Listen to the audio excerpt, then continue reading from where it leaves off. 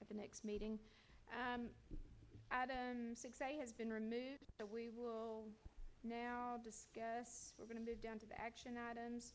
There are none. Discussion items under 8, we moved 6B to discussion. And I think basically on this are just people, I see several here tonight from the DDA. I had 3 calls just today from people in the community wanting to know why it was being dissolved. And so they just wanted to be able to hear from the council as to, you know, what you're thinking. And so I'm just going to open this up for discussion amongst the council. Or if anyone wants to reiterate what happened at the workshop. Anybody? Well, I don't think it's a secret. I've not been part from my previous council, so we didn't. But then when I went out, the previous council created it. But I just feel like that it's not necessary. This is a very small town. It's from Depot to Mountain to East First to West First. I don't see the need for it, and especially if the council's got to approve everything anyway. It's just we don't need to waste everybody's time. Council makes the decisions, what's done with the money, and so that's my feeling on it. I don't think we're not a big enough town to where we really need it. I feel I'm on it, which I missed the last meeting because I didn't know. Somebody had said they were going to let me know too. But I'm torn because I feel like that we haven't like really given guidance and rules to sit down, but I also do understand what Angie is saying. It is hard because we are a smaller town, and I think it's hard to find that balance. I think the DA can be good and be used for good things and do good, but I don't know I don't know how to set any of that up. And then when it comes to the DDA or what they've done in the past or not done. Can I ask the mayor a question that came up so that the public can hear it, since it came up in the workshop? The function of the DDA is also done by the county DDA, is that correct? Or a similar organization, I may be using the wrong word. Funding is, right. yeah. Funding. The idea of getting loan and that sort of stuff, okay. But the remainder would be specifically of the duties of DDA are directed more for that downtown development, whereas the county's going to focus on the entire county and that economic. But that was my question. But if that function of getting a loan and helping a business can be done by the county economic it has been in the development, past. they call it. Okay, just wanted to make sure people understood that. Okay.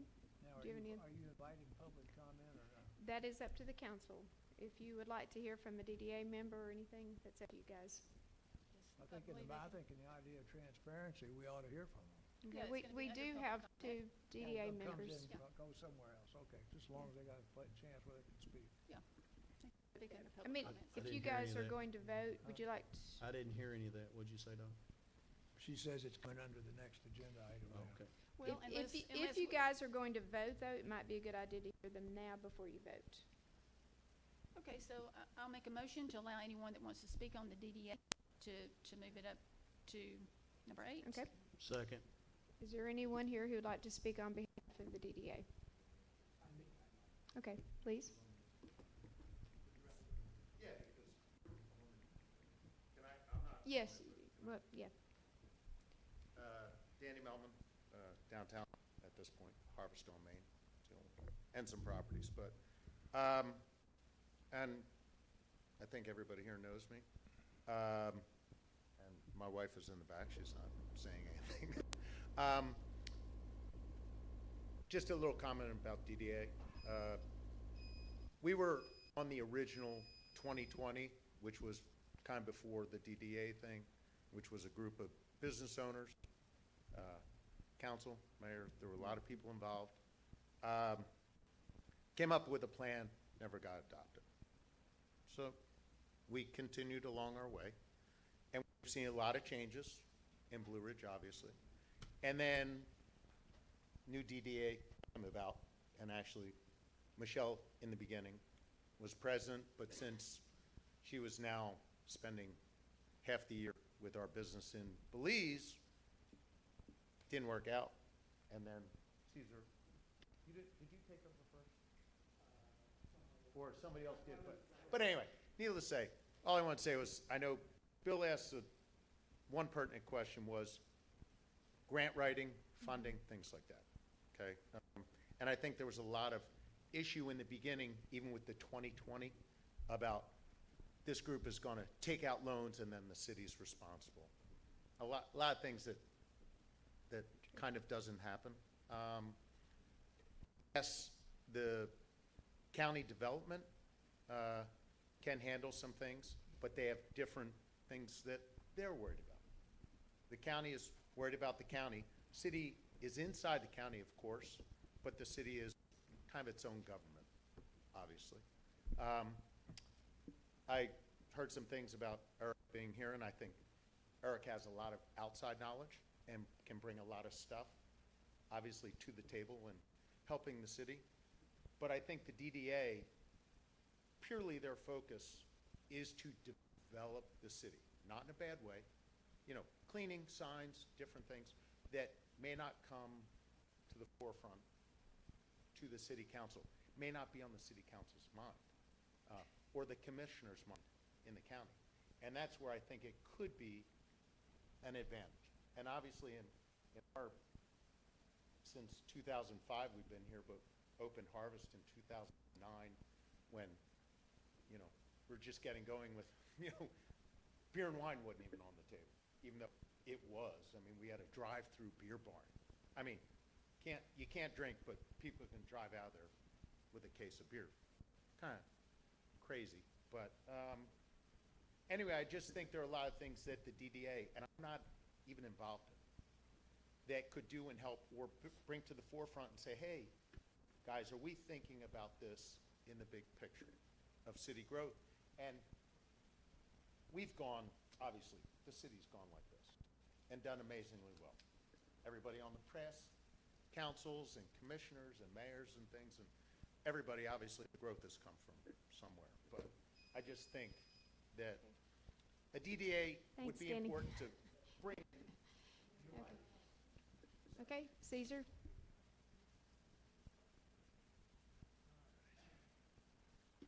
Cesar Martinez. I've been with the DDA from the inception, basically. I've been here for the 4 years that it's been in existence. And I've been through 2 city councils that have dealt with the DDA. The past city council is the one that basically put it into play and gave us what we needed to do to get things started and get things done. Ms. Arp is absolutely correct. She's been against the DDA from the very start. She's done everything I think she can to try to see it fails. She's not been a proponent from day one. But I'm not surprised this has happened. The DDA has, for the past 2 years that this council has been seated, had 2 planning meetings that this council was obliged to attend, and each of those meetings were not attended by a single member of this council. This council has shown a complete disregard for anything that the DDA does. It has not availed itself of education on what a DDA does. How many of you have gone to a class on DDA? Yeah, 1. It's the mayor. This council, a year ago. Caesar, you asked the question, I'll answer it for you. You met with me to discuss the DDA before we came in business at our apartment. I did. The other I think I people sat were with there. you for 2 hours. Yeah, okay, but you asked the question. No, but there's also classes specifically for council members to have them learn about what the benefits of a DDA is. No one on this council has ever attended one, including yourself. I talked to you about how important I thought DDAs were at the time. It is amazing to me that this council is so against a DDA, because the only thing a DDA is for is to help the council do things for the city. A great example is the whole signing package that we handed over to you guys a year ago. As far as I know, those signs haven't been done or anything's been put in place since then, because you guys thought that you could do it better. And a year down the road, we still don't have it. In fact, Ms. Arp's comments that she thinks she doesn't need input from anybody or anyone because she knows best what's for the city. That's the kind of thinking that this council has right now. As far as you're concerned, the DDA is ineffectual because you basically tied our hands a year ago when you basically said we couldn't do anything unless you approved it. Thank you, Cedar. Time's up. I think we have one more DDA member. Did you want to say anything? Okay. Okay, does anyone else? Unless somebody wants to let me speak longer. Well, I don't think they do. I don't blame you. I wasn't going to speak, but anyway, hi, I'm Michelle Moran. That's my husband there. I'm not sure, like, really what's going on with the DDA or what's been able to be accomplished or not accomplished. It's public speaking. We had gone over this for a long time on what to do to help the city. It's kind of how it came about. We sat on the 2020 board for a while. We've always wanted to be involved in the community and just try to help lead things to be cohesive and helpful. If you've not taken any of the training for a DDA and learned about it, I just think that's disappointing. We had to go through a lot of training when it was first voted in.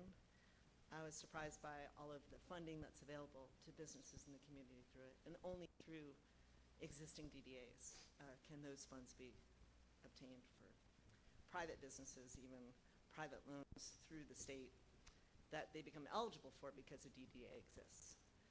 So before you make a blanket kind of decision on this, I think, I don't know, I just saw the raised hands and how much Chrissy had said she wasn't too sure what they do and what's available. Maybe you should educate yourselves a little bit. Find out what can be done with them if they're useful to town. I do know when we first started and I was leading the DDA, it was difficult even then to work with the council. No offense to the past council either, but we couldn't get together on meetings. A lot of people, I'm kind of a stickler to rules. A lot of people wanted to set what the DDA was going to do before going to the community, and that's like not how it works there.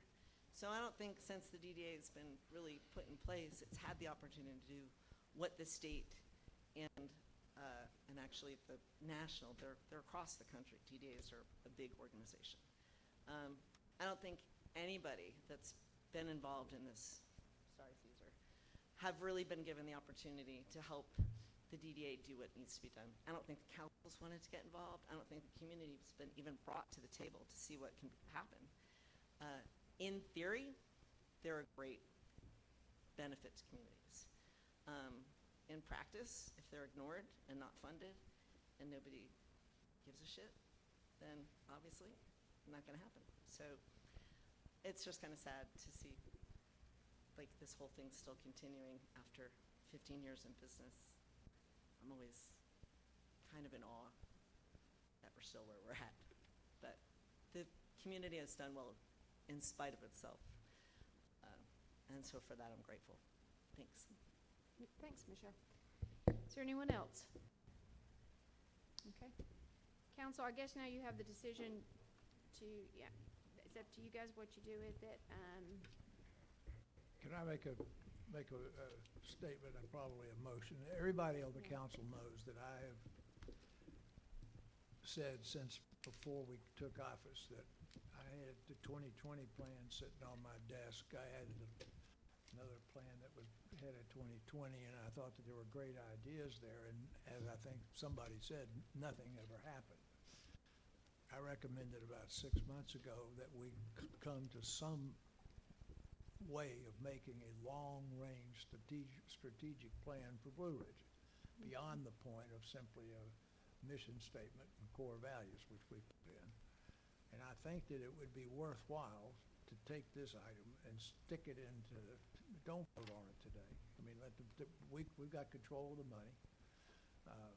As I understand it, a series of the signs are ordered and being manufactured or something or other.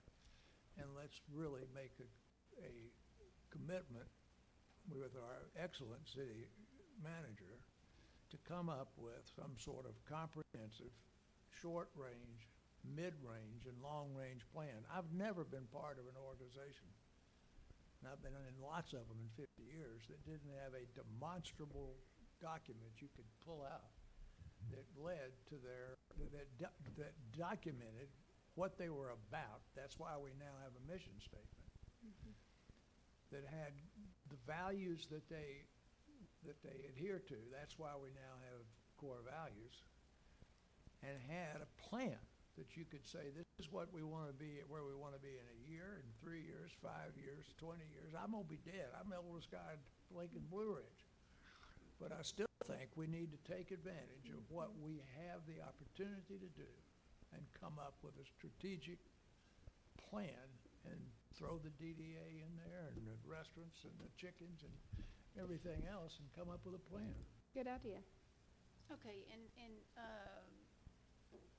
I don't know how much of a plan you could have, East First to West First, Mountain to Depot, so that's my thing on it. We've only got so much property here, but I do believe, though, that we do have, Eric, did you not work on some planning of, streets, restrooms, the things that need to be done? Basically, I mean, I'm pretty sure we had that. Well, we had a visioning session Yes. last year, and we laid out what the goals were of the city council. There was public input on that as well. And from that, we're implementing those things.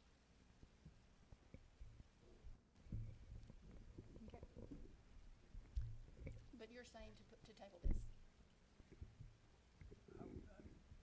That's his My suggestion. opinion is that I would table it and study it. But Okay.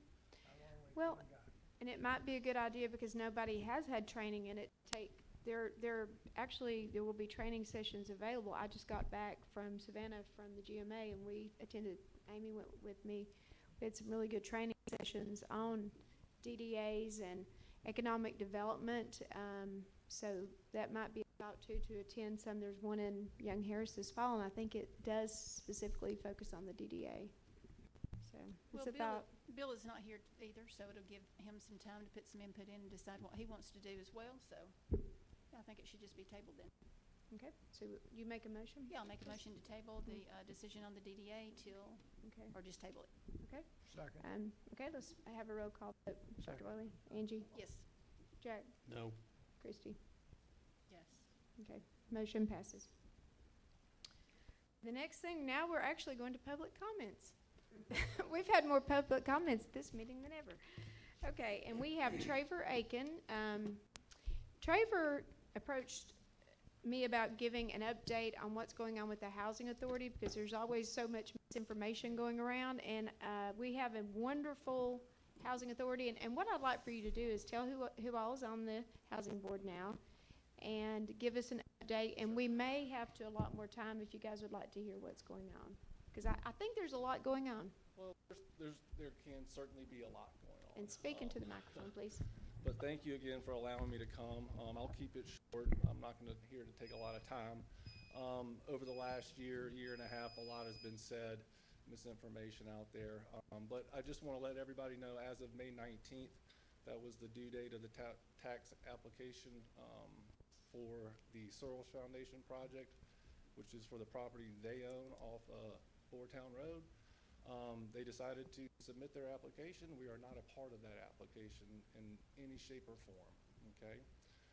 Due to the last year and a half, some other unforeseen circumstances, just could not make that recommendation to the board, and therefore they decided to go ahead and submit it. They have a chance at it getting that awarded. We just don't know yet, just like last year. So what that means for the Housing Authority is I guess some members of the council wanted it, were worried about the RFP process of this whole development. Well, that's where we're going to next, because that was the other option that we had in order to develop, was to do the RFP for developers and develop our property and our apartments. That was not our property and not any say so whatsoever. We didn't own it. So that was the first big misinformation out there. But there's no guarantee we're going to be able to do it. It's a very heavily involved task and takes a lot of upfront capital. But we are going to move forward because we have a great board now. I think one of the best boards that I've been a part of. We've got Donna Thompson, board chair. Laura Ray was just certified by the mayor last week, 2 weeks ago.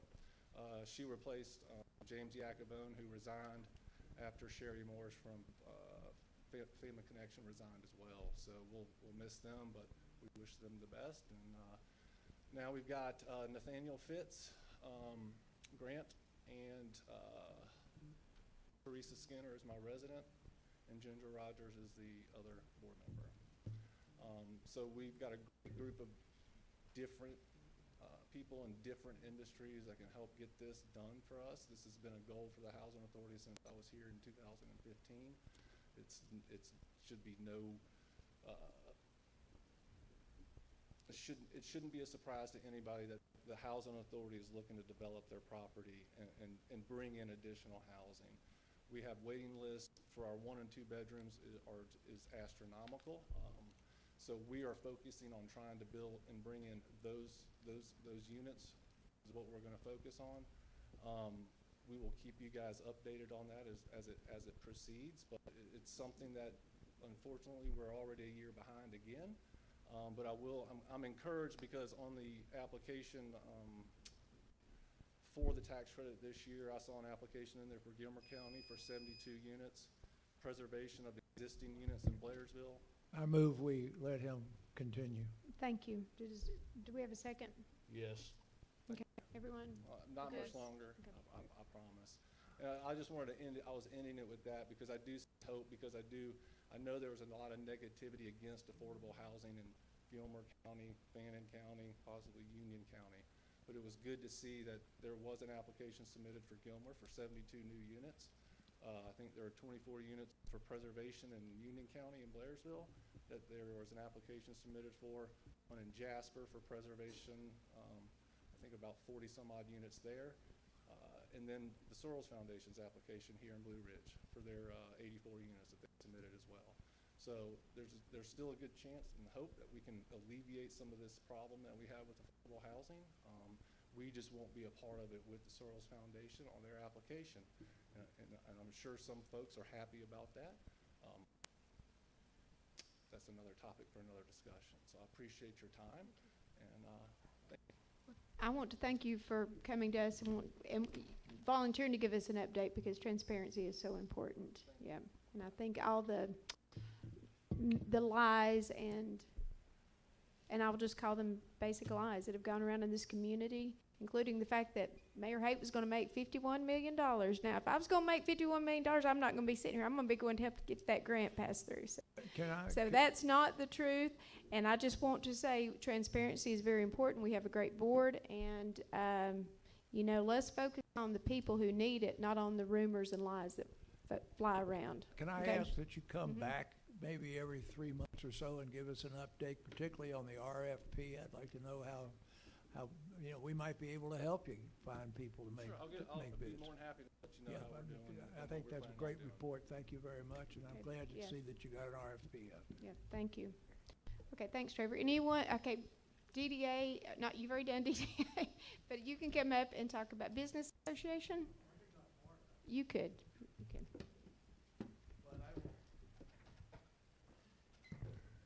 Cesar Martinez.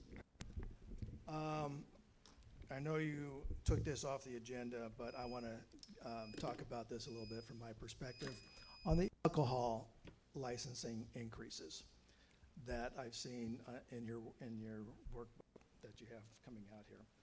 I don't know if most people know this, but your increases amount to anywhere from a 10 to 40% increase in alcohol licensing.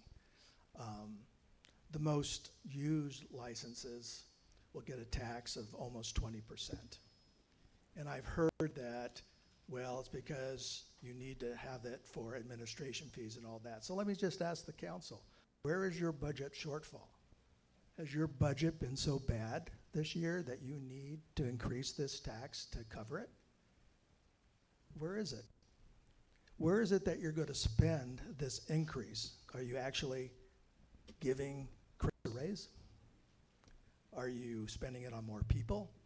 When are we going to see that? And are these increases reflected in your budget for 2024? Is your budgeting that bad? Is your not being able to have enough money to cover the city's bills that you need to do this? I see this as purely a punitive tax that goes along with the other things that this council's been doing to stop visitor growth to this town. The fact that you put a building cap on workforce housing so people can't live and work in the city that we love. The fact that you now have a license that is put on here from a council that's already stated there's 62 places in Blue Ridge to get drunk, because that's the only thing visitors and people that go to restaurants in this town go to do, is to get drunk. That's the kind of mentality that's here. That's the kind of thing that I'm afraid is going into this tax increase. I think it's arbitrary, and I think it's punitive. Unless you can show me in your budget where you're shortfall this year. And are you increasing any other taxes by 20% in the city? Are you? Is this it? You're hanging it all on the licensing of restaurants and breweries? Shame on you. Okay, is there anyone else who would like to speak under public comments? Okay.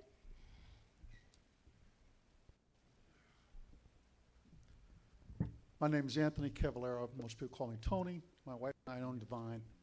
Besides being a business owner in Blue Ridge, I also was a law enforcement officer for 33 years, so I'm kind of familiar with enforcing ordinances and noise complaints and stuff like that.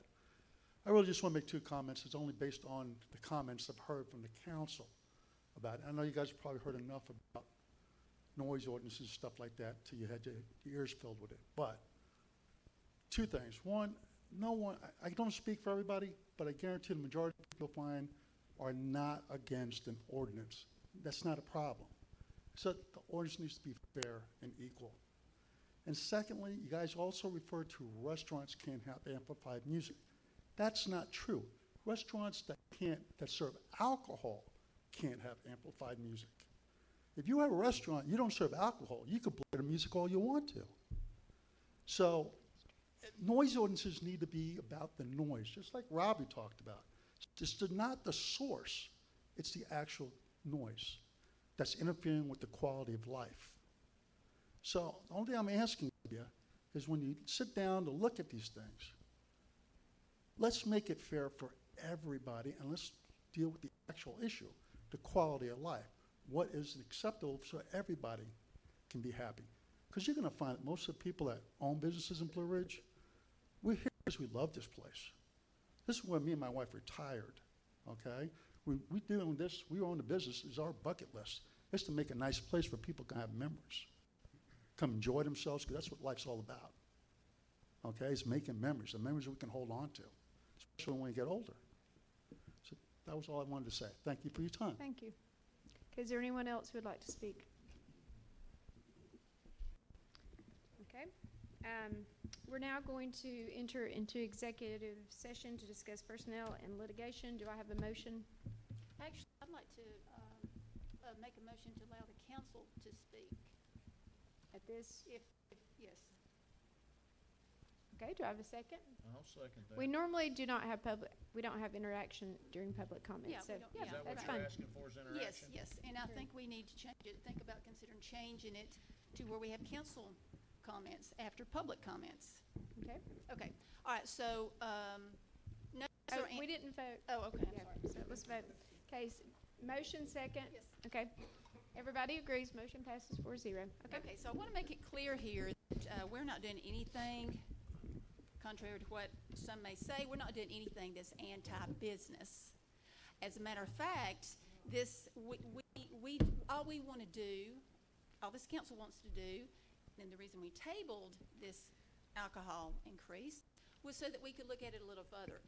But just want to make it clear that the alcohol license has not been increased in 10 years, and it's really no different than the previous council increasing the business license from about $50 to $250 with no public input at all. Well, okay, excuse me then. Had your input. Okay, let's all right, speak- no, let's back and go one forth. at a time. I'm just wanting to make it clear because it seems to get one-sided often. So we're not trying to do anything against anyone. We're trying to run a city government. We run it as a business, not for just certain people, but we have everyone to consider. Caesar, if you will let Angie speak, Yes. please. I understand that, and you know what, I'm a business owner, so I think we're all business owners, so we understand